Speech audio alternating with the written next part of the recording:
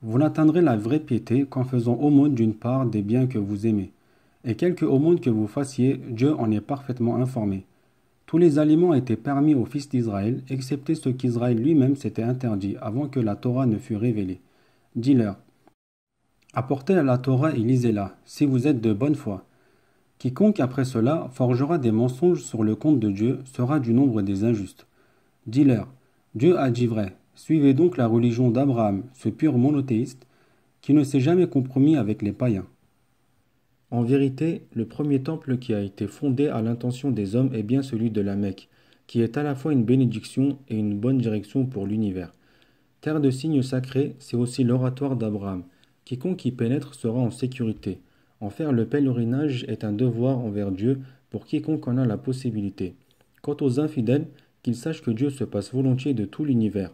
Dis, ô gens d'Écriture, qu'avez-vous à nier les signes de Dieu, alors que Dieu est témoin de tous vos actes? Dis, ô gens d'Écriture, qu'avez-vous à détourner de la voie de Dieu ceux qui ont la foi? Voudriez-vous rendre cette voie tortueuse alors que vous êtes témoin qu'elle est rectiligne? Sachez que Dieu n'est point inattentif à vos agissements. Ô croyants, si vous écoutez certains adeptes des Écritures, ils feront de vous qui avez reçu la foi des négateurs. D'ailleurs, comment pourriez-vous perdre la foi alors que les versets de Dieu vous sont sans cesse récités et que son prophète se trouve parmi vous? Certes, celui qui s'attache fermement à Dieu ne risque pas de quitter le droit chemin. Ô croyants, craignez Dieu comme il mérite d'être craint et veillez à ne mourir qu'en musulmans. Attachez-vous tous fermement au pacte de Dieu et ne vous divisez pas. Rappelez-vous les bienfaits que Dieu vous a accordés lorsque, d'ennemis que vous étiez, il a rétabli l'union entre vos cœurs et a fait de vous des frères, par un effet de sa grâce. De même que vous étiez sur le bord d'un gouffre infernal et il vous en a sauvés. C'est ainsi que Dieu vous expose clairement ces signes afin que vous trouviez le droit chemin. Puissiez-vous former une communauté qui prêche le bien, ordonne ce qui est convenable et interdit ce qui est répréhensible. Ce sont ceux qui agissent ainsi qui seront les bienheureux. Ne suivez pas les exemples de ceux qui, après avoir reçu les épreuves, se sont divisés et se sont opposés les uns aux autres. À cela est réservé un châtiment exemplaire. Un jour viendra où certains visages seront tout illuminés de bonheur, tandis que d'autres seront tout assombris d'horreur. Ce jour-là, il sera dit à ces derniers: n'est-ce pas vous qui, après avoir cru, avez rejeté la foi? Goûtez donc ces tourments pour prix de vos reniements. Quant à ceux qui ont un visage rayonnant de bonheur, ceux-là seront pour l'éternité reçus en la grâce du Seigneur. Tels sont les signes de Dieu que nous t'exposons en toute vérité, car Dieu n'a nullement l'intention de faire injustice aux hommes. C'est à Dieu qu'appartient tout ce qui est dans les cieux et sur la terre, et c'est à lui que tout fera retour. Vous êtes la meilleure communauté qui n'ait jamais été donnée comme exemple aux hommes. En effet, vous recommandez le bien, vous interdisez le mal, et vous croyez en Dieu. Si les gens des Écritures voulaient croire, cela ne tournerait qu'à leur avantage. Mais il y a parmi eux si peu de croyants, alors que la plupart d'entre eux sont des pervers. Désormais, ils ne peuvent vous causer que quelques dommages infimes, et s'ils vous affrontent, ils vous tourneront vite le dos et ne seront pas secourus. Partout où ils se feront prendre, ils seront couverts d'opprobre, à moins d'un secours émanant de Dieu ou des hommes. Ils se sont attirés la colère de Dieu et ont mérité un sort ignominieux pour avoir rejeté les signes de Dieu, tué injustement ses prophètes, ainsi que pour leur désobéissance et leur agressivité. Cependant, les détenteurs des Écritures ne sont pas tous les mêmes, car parmi eux il y a une communauté pieuse dont les membres passent des nuits entières à réciter les versets de Dieu et à se prosterner. Ils croient en Dieu et au jour dernier, ils ordonnent le bien, réprouvent le mal et s'empressent à accomplir de bonnes œuvres. Ceux-là sont au nombre des justes.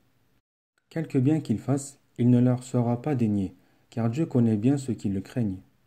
Quant aux infidèles, ni leurs richesses ni leurs enfants ne les protégeront du châtiment de Dieu. Ils seront voués à l'enfer qui constituera leur demeure éternelle. Les aumônes qu'ils font en ce monde sont semblables à des champs cultivés par des gens qui ont été injustes envers eux-mêmes, et qu'un vent glacial accompagné de grêle aurait frappé et ravagé. Ce n'est donc point Dieu qui est injuste envers eux, ce sont eux qui l'ont été envers eux-mêmes. Ô vous qui croyez, ne prenez pas de confidents en dehors de votre communauté, qui feraient tout pour vous corrompre, car rien ne leur ferait plus plaisir que de vous voir en difficulté. La haine qu'ils vous portent perce déjà dans leurs propos. Que dire alors de celle qu'ils cachent dans leur cœur? Vous voilà donc suffisamment avertis, à vous d'en juger. Vous, musulmans, vous les traitez en amis, alors qu'ils vous traitent en ennemis, et vous croyez au livre dans sa totalité, pendant que, quand ils vous rencontrent, vous disent qu'ils sont eux aussi des croyants. Mais dès qu'ils se trouvent seuls, ils se mordent les doigts de colère contre vous. Dis-leur, puissez mourir de rage. Dieu connaît si bien le fond de leurs pensées. Le moindre bien qui vous arrive les afflige et tout mal qui vous atteint les remplit de joie. Mais si vous êtes patient et si vous craignez Dieu, leurs manœuvres ne vous causeront aucun tort, car Dieu cerne leur agissement de toutes parts. Prophète, rappelle-toi le matin où tu quittas ta famille pour aller placer les croyants à leur poste de combat, alors que Dieu entendait et savait tout. Deux groupes de votre armée étaient sur le point de faire défection, et c'est Dieu qui a raffermi leur courage. N'est-ce pas que c'est en Dieu que les croyants doivent placer leur confiance? Dieu ne vous a-t-il pas accordé la victoire à Badr malgré votre nombre insignifiant? Craignez donc Dieu afin de lui témoigner votre reconnaissance. Tu disais alors aux croyants, ne vous suffit-il pas que votre Seigneur vous envoie en renfort 3000 anges descendus à cette fin du ciel? Bien plus, si vous faites preuve de patience et de piété, et que vos ennemis viennent à vous attaquer par surprise, Dieu vous enverra en renfort 5000 anges d'élite. Dieu n'a agi de la sorte qu'à titre d'heureuses nouvelles, destinées à vous redonner confiance, car la victoire ne peut venir que de Dieu, le puissant, le sage. Soit en faisant tailler les infidèles en pièces, soit en leur faisant subir une défaite humiliante et en les acculant au désespoir. Le fait qu'ils soient coupables ne te permet pas de décider de leur sort, c'est à Dieu seul qu'il appartient de leur pardonner ou de les punir. Car tout ce qui est dans les cieux et sur la terre appartient à Dieu, qui seul peut absoudre qui il veut et punir qui il veut. Dieu est, en vérité, plein de clémence et de miséricordieux. Ô vous qui croyez, ne pratiquez pas l'usure pour multiplier sans cesse vos profits. Craignez Dieu si vous voulez assurer le salut de votre âme. Redoutez l'enfer destiné aux négateurs. Obéissez à Dieu et aux prophètes afin de bénéficier de la grâce divine. Hâtez-vous de mériter l'absolution de votre Seigneur et un paradis aussi vaste que les cieux et la terre, destiné à ceux qui craignent Dieu, à ceux qui font l'aumône, qu'ils soient à l'aise ou dans la gêne, qui savent réprimer leur colère et pardonner à leurs semblables, car Dieu aime les bienfaiteurs. À ceux qui, ayant commis un forfait ou une injustice envers eux-mêmes, invoquent Dieu pour lui demander pardon de leurs péchés, car qui peut absoudre un pécheur si ce n'est le Seigneur? À ceux enfin qui ne persistent pas dans le mal dès qu'ils s'aperçoivent qu'ils sont dans l'erreur. Cela, leur récompense sera le pardon de leur Seigneur, ainsi que des jardins sous lesquels coulent des rivières, et où leur séjour sera éternel. Et quelle belle récompense pour ceux qui accomplissent des œuvres salutaires. Que de peuples ont connu avant vous les mêmes vicissitudes. Parcourez donc la terre et voyez quelle fut la fin de ceux qui criaient au mensonge. Ceci est un avertissement adressé aux hommes, mais c'est aussi un guide et une exhortation pour ceux qui craignent Dieu. Ne vous découragez pas, ne vous affligez pas, et vous aurez bientôt la victoire si vous avez la foi. Et si vous avez subi un revers douloureux, sachez que votre ennemi a déjà connu un revers semblable. C'est ainsi que nous faisons altérer les jours fastes et les jours néfastes parmi les hommes, afin que Dieu reconnaisse les vrais croyants et élise parmi vous des martyrs, car Dieu n'aime point les injustes. C'est aussi un moyen pour Dieu de purifier par l'épreuve ceux qui ont cru et d'anéantir les infidèles. Pensiez-vous entrer au paradis sans que Dieu n'ait jamais mis à l'épreuve la sincérité et l'endurance de ceux qui d'entre vous ont combattu pour lui? Vous souhaitiez tant la mort avant de la rencontrer, et vous l'avez bien vu de vos propres yeux. Mohammed n'est qu'un prophète parmi tant d'autres qui sont passés avant lui. Seriez-vous homme à abandonner le combat s'il venait à mourir ou à être tué? Ceux qui abandonnent le combat ne nuisent en rien à Dieu, mais Dieu saura récompenser ceux qui sont reconnaissants. Aucune âme ne peut quitter cette vie sans la permission de Dieu et en dehors du terme fixé. Celui qui recherche sa récompense dans ce monde, nous la lui accorderons. Celui qui désire obtenir la sienne dans la vie future, nous la lui accorderons, mais nous traiterons avec faveur les âmes reconnaissantes. Combien de prophètes, suivis d'un grand nombre de disciples, ont combattu pour défendre la cause de Dieu, sans jamais se laisser abattre par les épreuves, ni faiblir, ni abandonner la lutte. Dieu aime les gens persévérants. Les seuls mots qu'il répétait étaient les suivants. Seigneur, pardonne-nous nos péchés et nos excès, affermis nos pas et accorde-nous la victoire sur les infidèles. Dieu leur accorda donc la récompense de ce monde et la belle récompense de la vie future, car Dieu aime les gens bienfaisants. Ô vous qui croyez, si vous écoutez les infidèles, ils vous feront retomber dans vos erreurs passées, et vous serez perdus sans retour. Ayez confiance. Dieu n'est-il pas votre maître et le meilleur des protecteurs? Nous jetterons bientôt l'épouvante dans le cœur des idolâtres, pour avoir associé à Dieu des divinités qui n'ont été nanties d'aucun pouvoir de sa part. Leur demeure sera l'enfer, cet affreux refuge des injustes. Dieu a tenu sa promesse envers vous, en vous permettant de tailler vos ennemis en pièces, jusqu'au moment où vous avez fléchi pour contester l'ordre qui vous était donné et refuser de l'exécuter, alors que Dieu vous faisait déjà entrevoir la victoire qui vous tenait à cœur. Certains d'entre vous désiraient les biens de ce monde, pendant que d'autres aspiraient à la vie future. Aussi Dieu, pour vous mettre à l'épreuve, vous fit-il reculer devant vos ennemis. Mais il vous a ensuite pardonné, car il est plein de sollicitude pour les fidèles.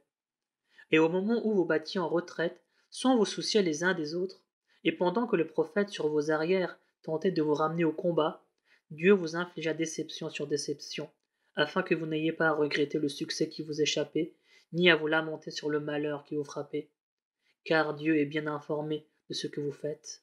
Cette angoisse passée, Dieu fit descendre sur vous sa sécurité, et une espèce d'assoupissement s'empara d'une partie d'entre vous, pendant que d'autres, préoccupés uniquement d'eux-mêmes, proféraient sur Dieu à la manière des idolâtres de l'époque de l'ignorance, des opinions non conformes à la vérité. Quelle part de décision avions-nous dans cette affaire disait-il. Dis-leur, le pouvoir de décision n'appartient qu'à Dieu. En réalité, il cachait bien des pensées qu'il n'osait exprimer. Il se disait: si nous avions pu donner notre avis, nous ne serions pas venus ici nous faire massacrer. Dis-leur, même si vous étiez restés chez vous, ceux qui devaient mourir seraient sortis pour venir tomber là où leur destin les appelait. Cela est arrivé afin que Dieu mette à l'épreuve votre patience et votre courage dans l'adversité. Car Dieu connaît bien ce que recèlent les cœurs. Et si certains parmi vous ont battu en retraite le jour de la rencontre des deux armées, c'est uniquement parce qu'ils avaient cédé aux instigations de Satan, en raison de quelques péchés qu'ils avaient commis. Néanmoins, Dieu leur a pardonné, car il est plein de miséricorde et de mansuétude. Ô vous qui croyez, n'imitez pas l'exemple de ces infidèles qui disent de leurs frères morts en voyage ou à la guerre. S'ils étaient restés avec nous, ils ne seraient pas morts, ou ils n'auraient pas été tués. Cette idée, Dieu a voulu en faire un sujet de chagrin pour eux, car, en réalité, Dieu seul donne la vie et la mort, et observe clairement tous vos actes. Par ailleurs, que vous soyez tués en service de Dieu, ou que vous soyez morts de mort naturelle, le pardon et la miséricorde de Dieu ne sont-ils pas plus précieux que toutes les richesses que vous pouvez accumuler? Que vous mouriez de mort naturelle, ou que vous soyez tués, n'est-ce pas que c'est devant votre Seigneur que vous serez tous rassemblés? C'est par un effet de la grâce de Dieu que tu es si conciliant envers les hommes, car si tu te montrais brutal ou inhumain avec eux, ils se seraient tous détachés de toi. Sois donc bienveillant à leur égard. Implore le pardon de Dieu en leur faveur. Consulte-les quand il s'agit de prendre une décision. Mais une fois la décision prise, place ta confiance en Dieu, car Dieu aime ceux qui mettent en lui leur confiance. Si Dieu vient à votre secours, nul ne pourra vous vaincre, et s'il vous abandonne, qui donc, en dehors de lui, pourra vous secourir? Que les croyants mettent donc leur confiance en leur Seigneur. Il ne sied nullement à un prophète de dérober une partie du butin, car quiconque l'aura fait sera tenu de rapporter le butin dérobé le jour du jugement dernier. Et c'est le jour où toute âme sera rétribuée selon ce qu'elle aura accompli et où personne ne sera lésé. Peut-on comparer celui qui s'applique à être agréable à Dieu à celui qui s'attire sa colère et qui aura pour séjour la géhenne, cette affreuse demeure? Il occupe des degrés différents auprès de Dieu qui perçoit parfaitement leurs œuvres. Dieu a été d'une extrême bonté envers les croyants en choisissant parmi eux un prophète pour leur réciter les versets divins, les purifier de leurs péchés et leur enseigner le livre et la sagesse, bien qu'ils fussent autrefois dans un égarement manifeste. Ayant subi un revers pour la première fois, après en avoir infligé le double à vos ennemis, vous vous dites: comment avons-nous pu mériter cette disgrâce? Dis-leur: vous ne devez vous en prendre qu'à vous-même. La puissance de Dieu n'a point de limite. Le revers que vous avez essuyé le jour où les deux armées se sont affrontées a été voulu par Dieu pour reconnaître les vrais croyants et démasquer les hypocrites qui, invités à combattre pour la cause de Dieu et à repousser l'ennemi, répliquèrent: nous vous suivrions si nous savions qu'un vrai combat allait s'engager. Ils étaient ce jour-là proches bien plus de l'impiété que de la foi, et ils disaient tout haut le contraire de ce qu'ils pensaient tout bas. Mais Dieu est le mieux informé de ce qu'ils pensaient réellement. Pendant qu'eux-mêmes étaient restés tranquillement chez eux, ils avaient dit de leurs frères tombés au champ de bataille: S'ils nous avaient écoutés, ils ne seraient pas fait tuer. Dis-leur: empêchez donc la mort de vous atteindre vous-même si vous êtes véridiques. Ne crois surtout pas que ceux qui sont tombés pour la cause de Dieu soient morts.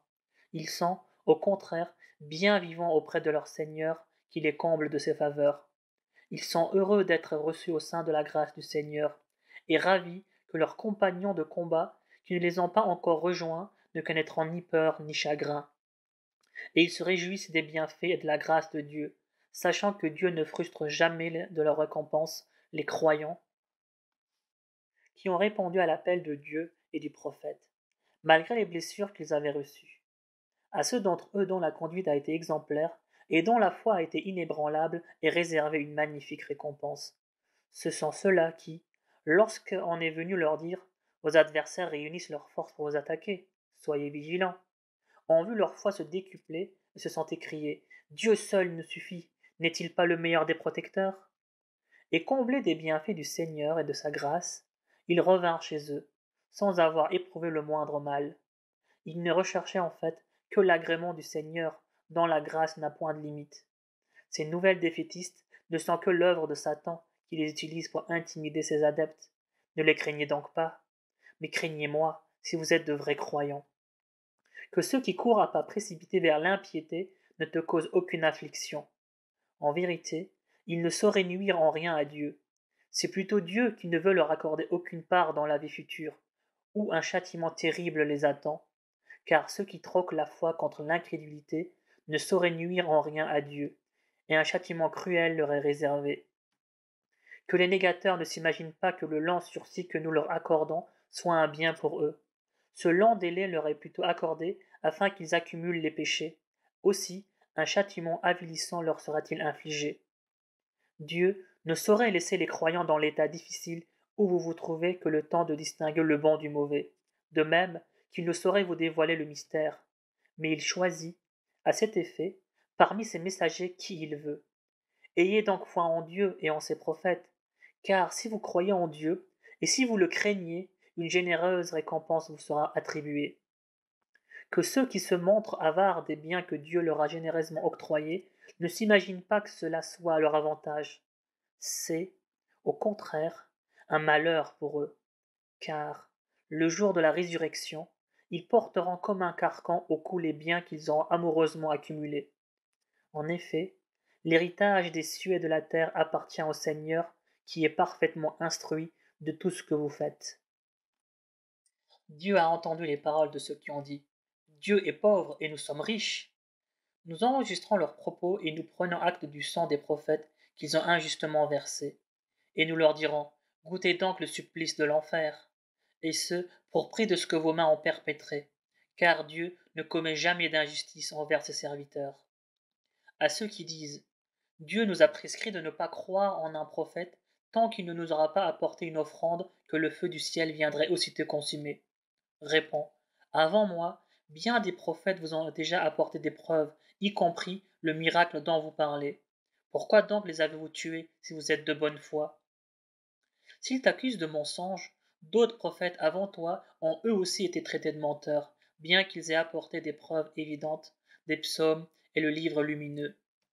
Toute âme goûtera à la mort, mais vous ne recevrez votre totale rétribution que le jour de la résurrection. Quiconque échappera alors à l'enfer et entrera au paradis aura trouvé la félicité. En vérité, la vie d'ici-bas n'est faite que de plaisirs éphémères.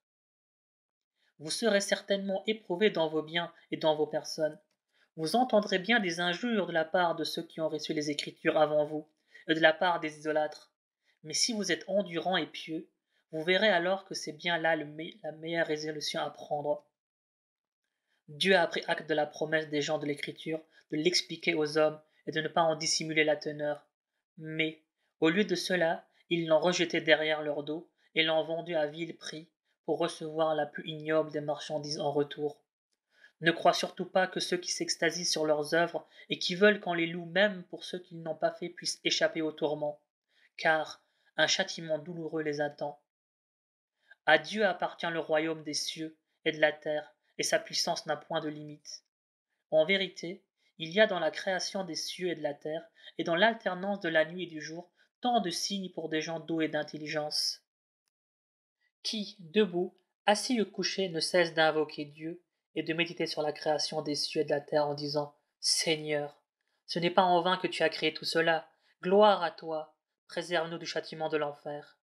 Seigneur, celui qui tu voues aux flammes de la géhenne, tu le couvres d'opprobre, et les injustes ne bénéficieront d'aucun secours. Seigneur, nous avons entendu une voix qui nous convie à croire en toi, et nous avons cru. Seigneur, pardonne-nous nos péchés, absous nos mauvaises actions et reçois-nous après notre mort parmi les justes.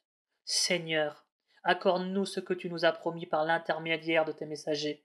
Épargne-nous toute humiliation au jour de la résurrection, toi qui ne manques jamais à tes promesses.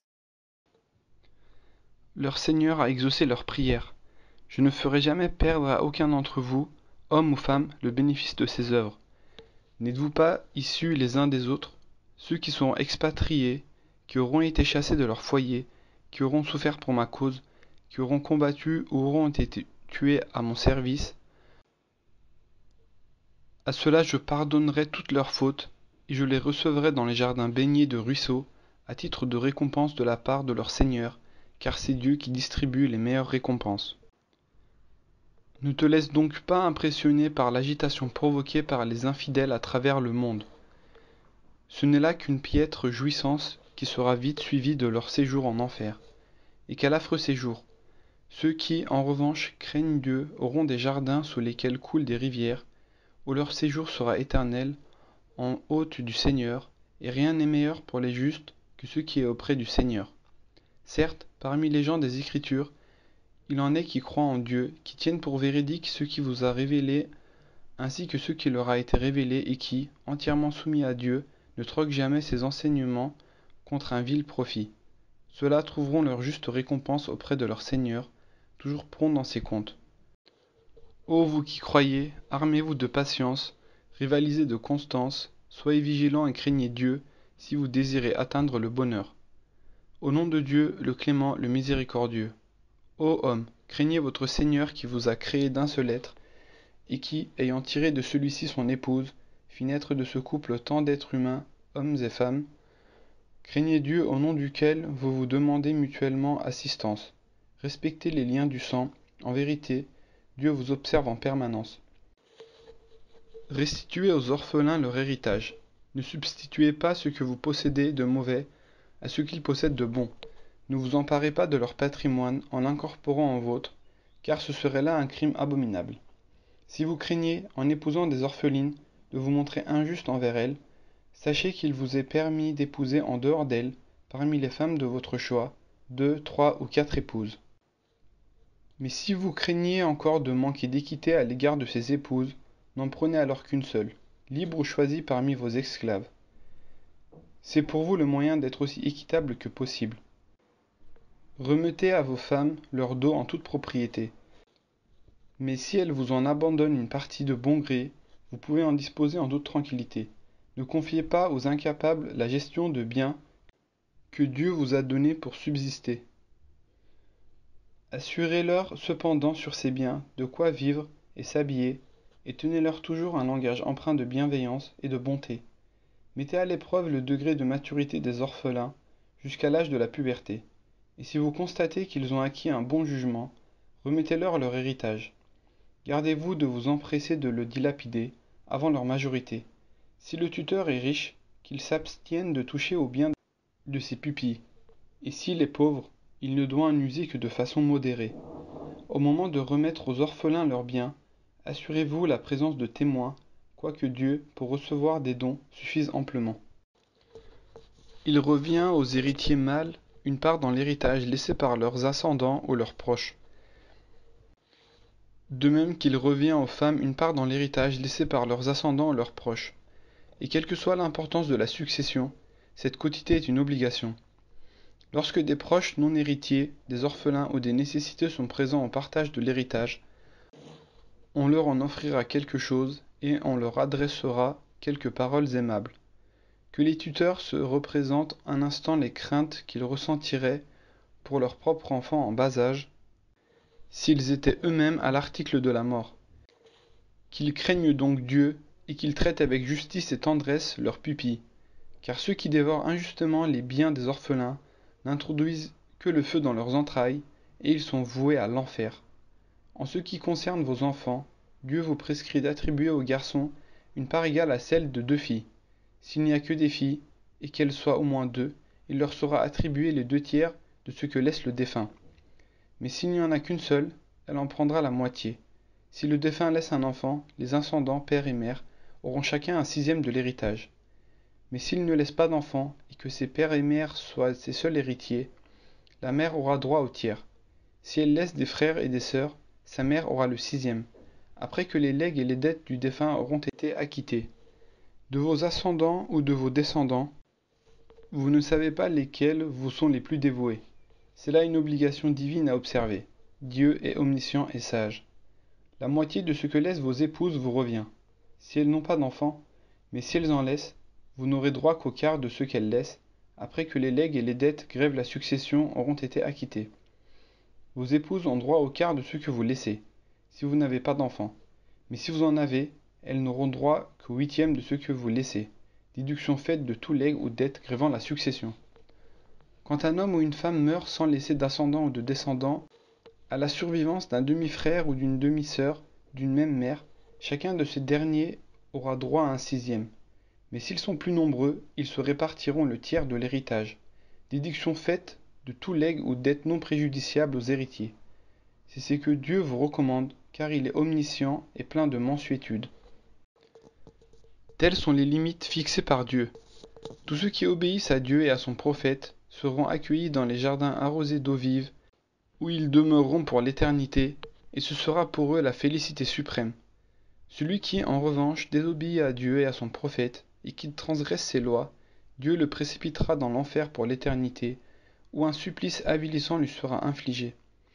Celles de vos femmes qui se rendent coupables de perversité, requérez contre elles le témoignage de 4 d'entre vous. Si le témoignage est confirmatif, enfermez les coupables sous un toit, jusqu'à ce que la mort vienne mettre fin à leur vie, ou que Dieu leur offre une autre issue. Si 2 individus parmi vous se livrent à la débauche, sévissez contre eux.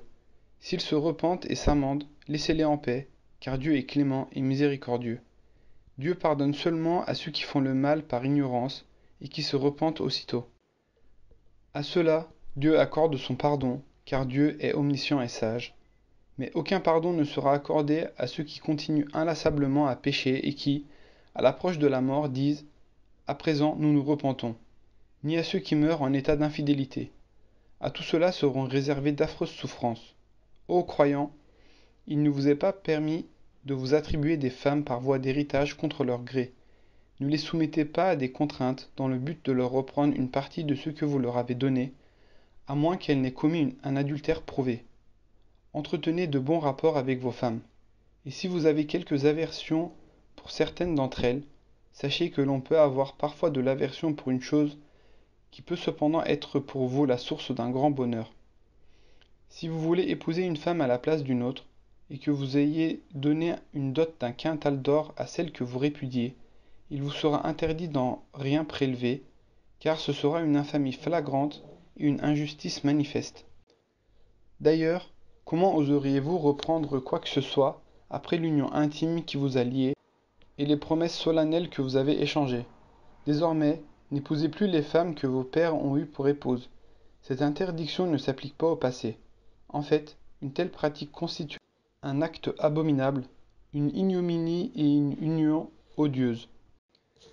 Il vous est interdit d'épouser vos mères, vos filles, vos sœurs, vos tantes paternelles, vos tantes maternelles, les filles de vos frères, les filles de vos sœurs, les nourrices qui vous ont allaité, vos sœurs de lait, vos belles-mères, vos belles-filles, qui sont nées des femmes avec lesquelles vous avez consommé le mariage. Toutefois, il n'y a pas d'interdiction si le mariage avec la mère n'a pas été consommé. Il vous est également interdit d'épouser les femmes de vos propres fils et d'avoir pour épouse 2 sœurs en même temps. Cette interdiction ne concerne pas le passé, car Dieu est clément et miséricordieux.